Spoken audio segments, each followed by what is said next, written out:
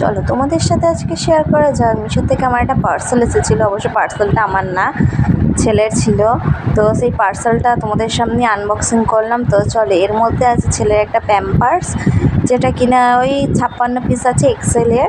তো এটা আমার প্রাইস নিয়েছে ওই 500 টাকার মতন, 400 টাকা বেশ কত ঠিক আমার মনে নেই। তো যাই হোক, তোমাদের দেখিয়ে দিলাম 56 পিস। তোমরা চাইলে এটা মিশো থেকে পারচেস করতে পারো, কারণ মিশো থেকে আমি দেখেছি ওর প্যাম্পার্সগুলো নিয়ে বেশ ভালোই, খারাপ না।